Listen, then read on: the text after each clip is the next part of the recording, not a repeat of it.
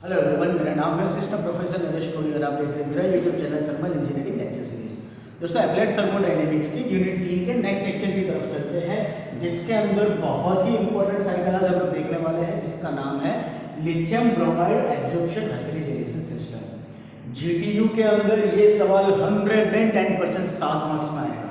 बहुत ही इंपॉर्टेंट सवाल है, 7 मार्क्स का सवाल है। इस सवाल में से कोई भी एक मार्क आप लोगों को इन फ्यूचर कभी भी कोई कॉम्पिटिटिव एग्जाम की आप तैयारी करोगे या गेट की प्रिपरेशन करोगे तो 1 या 2 मार्क्स का सवाल इसमें से निकल सकता है। थियरिटिकल पोर्शन है, बेसिक फंडा है, बहुत ही सिंपल है। सिर्फ आप लोगों को फिगर समझना है, फिगर कहाँ से कहाँ जा रही है, कंपोनेंट आपका कहाँ से कहाँ काम कर रहा है, इतना समझना है, नथिंग एल्स। सवाल 7 मार्क्स का है, इसका मतलब ये कि अगर ये सवाल आप लोगों को जीडी में पूछा जाए तो सबसे पहले ये कंप्लीट डायग्राम लेबलिंग के साथ, जिस तरह से मैंने यहाँ पर दिखाया उस तरह से आपको ड्रॉ करना है। इस फिगर का एटलीस्ट 2 से 3 मार्क्स आप लोगों को मिल सकता है। सेकेंड चीज, अगर आप लोगों ने आपके रेफ्रिजरेंट की मूवमेंट को नहीं दिखाया कि कौन सी चीज कहाँ से कहाँ जा रही है, तो जैसे कि मैंने पहले भी बोला था, मैं फिर बोल रहा हूँ, आपका 1 मार्क्स यहाँ पर पूरा कर जाएगा। तो ये ध्यान रखना कि आप लोगों को लेबलिंग के साथ डायरेक्शन दिखाना बहुत ही कंपलसरी है, बहुत ही जरूरी है। ठीक है, अभी शुरुआत करते हैं थियरी की, lithium bromide absorption refrigeration system. दोस्तों, लास्ट लेक्चर के अंदर हम लोगों ने एक्वा अमोनिया साइकिल के बारे में पढ़ा था, मतलब कि एमोनिया और वाटर का यूज, जिसके अंदर हम लोग वाटर को यूज करते थे एब्जॉर्बेंट के तौर पर और एमोनिया को यूज करते थे हम लोग एज ए रेफ्रिजरेंट।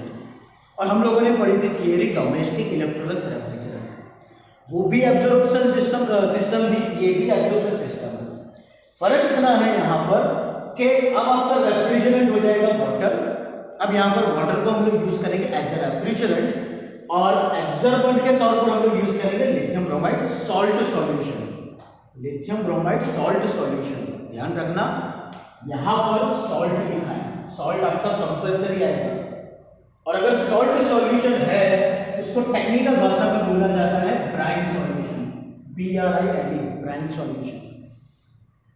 थर्ड चीज, सेकंड चीज, सॉरी, डोमेस्टिक इलेक्ट्रोलक्स रेफ्रिजरेंट के अंदर हम लोग हाइड्रोजन का यूज करते हैं। क्यों? क्योंकि हम लोगों को इवापोरेशन प्रोसेस को फास्ट करना था। ओवर हियर हम लोगों को इवापोरेशन प्रोसेस को फास्ट करने की कोई जरूरत नहीं है। डोमेस्टिक इलेक्ट्रोलक्स रेफ्रिजरेंट के अंदर हम लोग तीसरा फ्लूइड यूज करते थे, उसको 3 फ्लूइड रेफ्रिजरेशन सिस्टम बोलते थे। यहाँ पर 2 ही फ्लूइड आपको यूज करना है, एक है वाटर एज ए रेफ्रिजरेंट और दूसरा है लिथियम ब्रोमाइड सॉल्ट सॉल्यूशन, मतलब brine solution as a absorber. बात खत्म। थर्ड चीज, डोमेस्टिक इलेक्ट्रोलक्स रेफ्रिजरेंट एक लेआउट के साथ जाता था, मतलब एब्जॉर्बर, फिर जनरेटर, रेक्टिफायर, कंडेंसर, फिर इवापोरेटर, फिर वापस से absorber and your cycle was going on. यहाँ पर थोड़ा सा आप लोगों को चेंजेस मिलेगा। हम लोगों को 2 कैटेगरी में आप लोगों के कंपोनेंट मिलेंगे। ये सिलिंड्रिकल सेल, एक सिलिंड्रिकल सेल जो होगी वो होगी आप लोगों की हाई प्रेशर कंटेनिंग डिवाइसेस वाली, जिसके अंदर आपके जो कंपोनेंट होंगे वो हाई प्रेशर पर ही काम करते होंगे। और दूसरा जो सिलिंड्रिकल सेल होगा वो आप लोगों का सिर्फ लो प्रेशर वाले ही कंपोनेंट पर काम करेगा।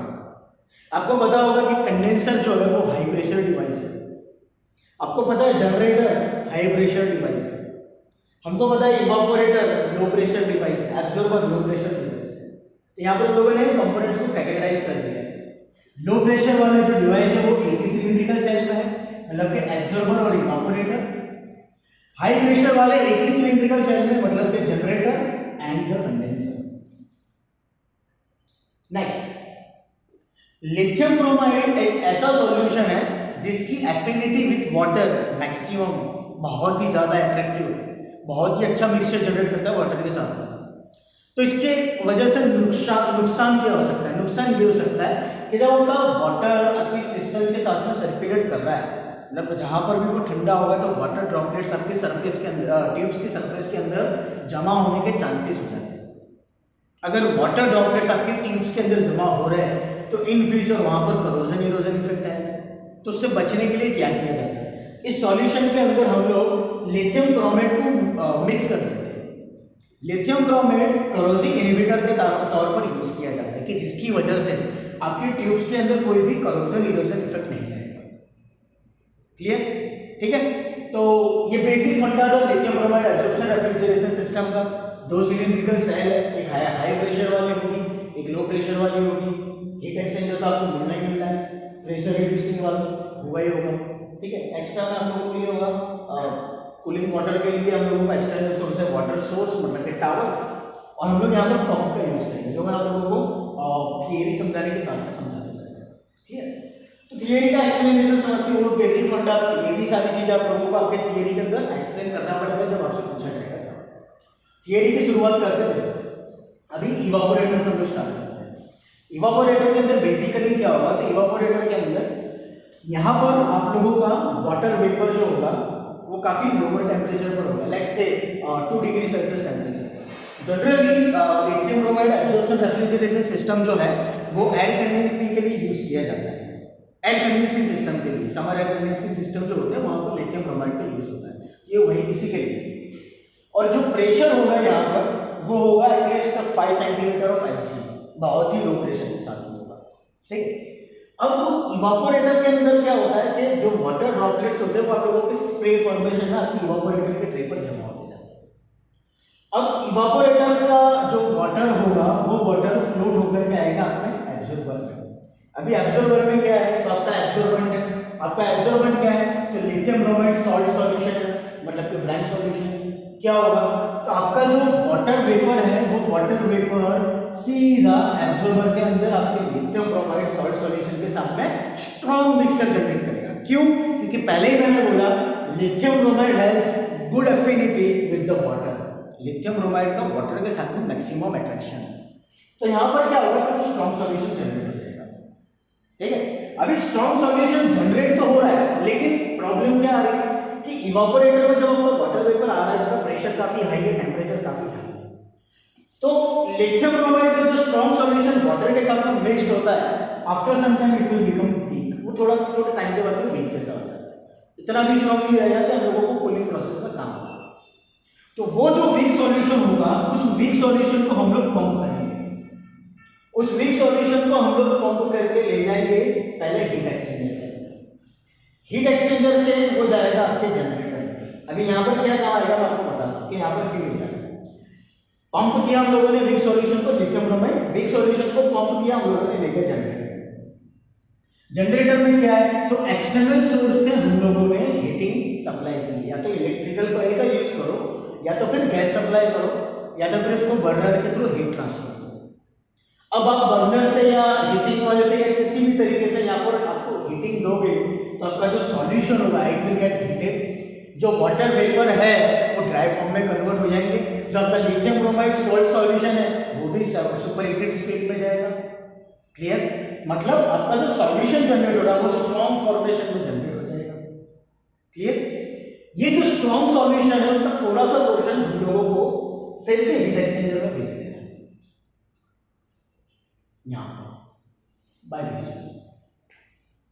और ये जो स्ट्रॉन्ग सॉल्यूशन होगा, स्ट्रॉन्ग लिथियम ब्रोमाइड सॉल्यूशन होगा, वो पास करेंगे हम हीट एक्सचेंजर के थ्रू। यहां से आपका वीक सॉल्यूशन जा रहा है, यहां से हम लोगों ने स्ट्रॉन्ग सॉल्यूशन को पास किया है, between this two the heat will be exchange, heat exchange होगी, हीट एक्सचेंज होगी तो ये जो वीक सॉल्यूशन है ये वीक सॉल्यूशन हीट गेन करेगा, मतलब जनरेटर को आपको कम एनर्जी देनी पड़ेगी। समझ में आया? वही स्ट्रॉन्ग सॉल्यूशन फिर हम लोग ले जाएंगे एब्जॉर्बर के अंदर। अब यहां पर जो आपका सॉल्यूशन आता है इसके अंदर लिथियम ब्रोमाइड की वैल्यू ही ज्यादा होती है। क्यों? क्योंकि ये एब्जॉर्बेंट है, रेफ्रिजरेंट नहीं। जो रेफ्रिजरेंट होगा वो रेफ्रिजरेंट आपका जनरेटर में से कंडेंसर में चला जाएगा, या ध्यान रखना। ये स्ट्रॉन्ग सॉल्यूशन जो रिटर्न आ रहा है ये आप लोगों का सिर्फ और सिर्फ एब्जॉर्बेंट है, और जो रेफ्रिजरेंट होगा वो जनरेटर से आपका कंडेंसर में जाएगा। ये ध्यान रखना मिक्सचर जनरेट होने के बाद में।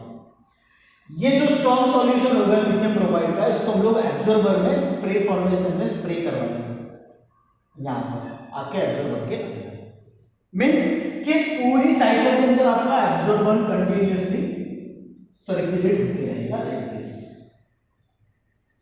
ठीक है, next now what about the refrigerant. यहां से रेफ्रिजरेंट आपका हायर प्रेशर पर हो गया, हायर टेम्परेचर पर हो गया, हीट एनर्जी इसको मिल चुकी है, सुपर हीटेड स्टेट में चला गया। अभी इसको हम लोग ले जाएंगे कंडेंसर। कंडेंसर के अंदर करना क्या है, फ्रॉम एक्सटर्नल सोर्स, ये है हमारा कूलिंग वाटर टावर या तो पॉन्ड या तो लेक, कुछ external source.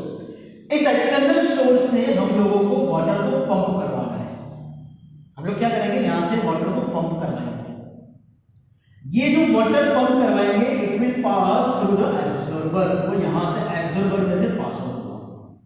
Now what will happen, absorber के अंदर ऑलरेडी आप लोगों ने स्ट्रॉन्ग सॉल्यूशन लिथियम ब्रोमाइड को एंटर करवाया हुआ है और ऑलरेडी यहां पर है। मतलब क्या होगा कि यहां पर भी वाटर जो होगा वो हीट ट्रांसफर करेगा, ठीक है। वो हीट ट्रांसफर किसको करेगा, तो एब्जॉर्बेंट को हीट ट्रांसफर करेगा। एब्जॉर्बेंट मतलब कि लिथियम ब्रोमाइड सॉल्यूशन को, लिथियम ब्रोमाइड सॉल्यूशन को वाटर एब्जॉर्बर में से निकला। ये वाटर जिसको हम लोग कूलिंग वाटर बोलते हैं, इसको हम लोग फ्लो करवाएंगे by this way into the condenser. Clear, यहां देखा है इस तरह से समझाने के। अब कूलिंग वाटर का आप लोगों ने एक्सटर्नल सोर्स से एंटर करवाया कंडेंसर के अंदर। कंडेंसर का तो फंक्शन ही यही होता है। क्या फंक्शन होता है कि जो भी सॉल्यूशन रेफ्रिजरेंट का अंदर आ रहा है उसको आपको ठंडा करना है, या तो फिर आप एटमॉस्फेरिक एयर से करो या तो कूलिंग वाटर से करो। यहाँ पर हम लोगों ने कूलिंग वाटर से ठंडा किया, क्या होगा, योर वाटर मतलब अगर refrigerant will lose the heat, वो हीट लॉस करेगा। हीट लॉस करेगा तो वाटर में कन्वर्ट हो जाएगा और यहां से तो आपका पानी ऑलरेडी जाएगा, वाटर तो आपका सर्कुलेट हो जाएगा। क्लियर, समझ में आया।